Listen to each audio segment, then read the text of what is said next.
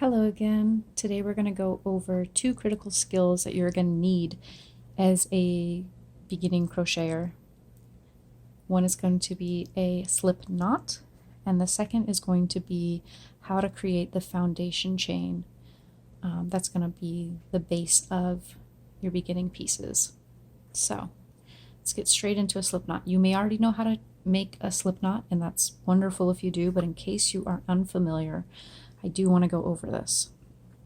So I make my slip knots very quickly on my hands. I've just always been able to, and trying to explain those motions didn't work for me, so I thought I would do it this way instead. What we're going to do is we're going to make a loop, placing the tail end underneath. So here's our loop. The yarn that's coming from the ball of yarn is on top, and then this little tail piece is underneath.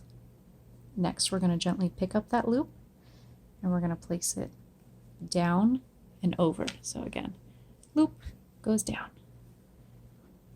Now you've got your tail string is kind of hanging out here in the middle. I'm going to take two fingers and hold both ends. I'm going to pick up this little piece that we've created in the middle, and I'm just going to pull it and pull it until we've got a little knot down here. And this is your basic slip knot. And that's going to be great because you can make it smaller or make it larger. And the way that we're doing it, the tail end is what will tighten it. And that's a personal preference for me.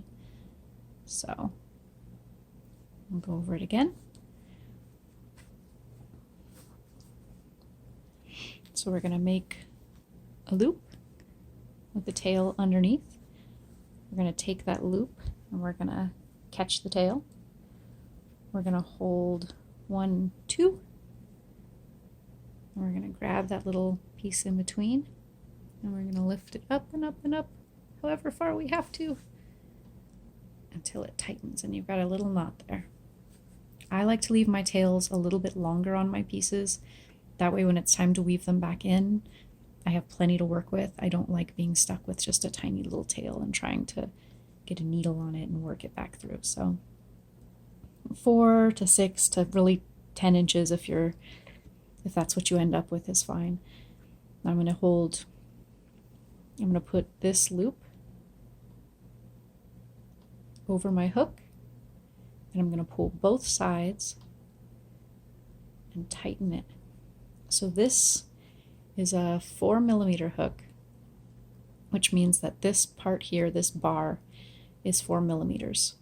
One of the things you want to avoid is tightening here up at the neck, because that is going to be too small. This will be significantly smaller. That's more like maybe 3 or 2, and then all of your stitches are going to be smaller. It's going to be hard to get this tip of the hook through there. So I tend to hold the tail of my yarn here with my fingers, whatever's comfortable for you. And now what we're going to do,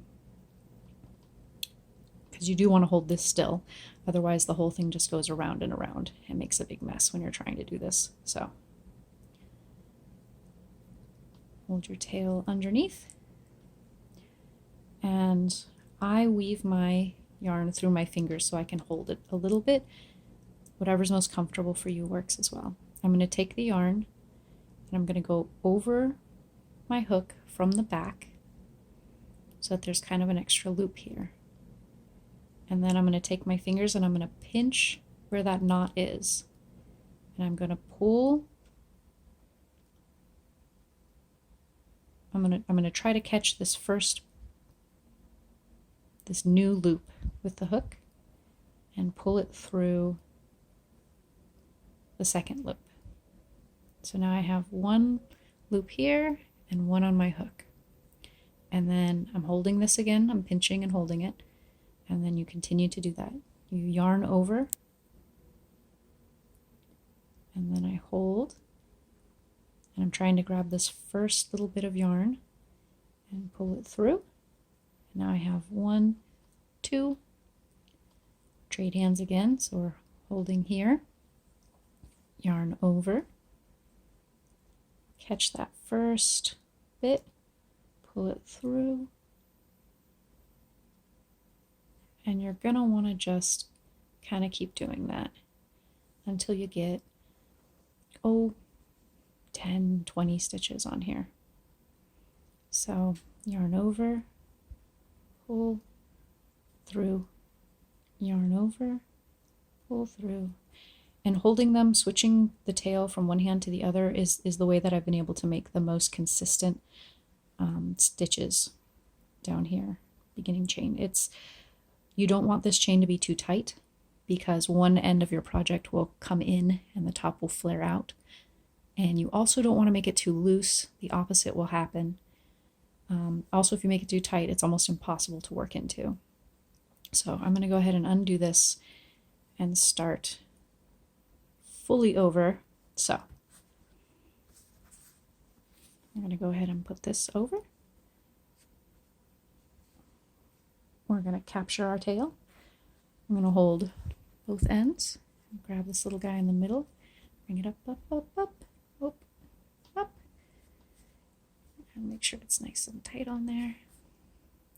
Put my hook in, and pull, oops, it's trying to escape. Pull both of these until it's right about, it's nice and snug, but still slides around easily. I'm going to find my tail, which is now even longer, and hold it. Hold this knot gently with my two fingers.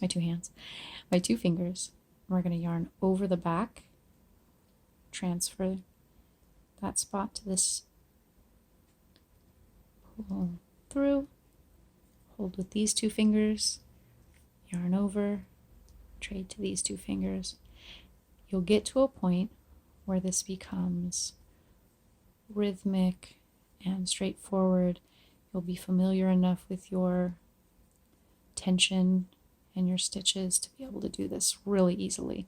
But for now, just focus on making these as even as you can. It's going to take some time and some effort,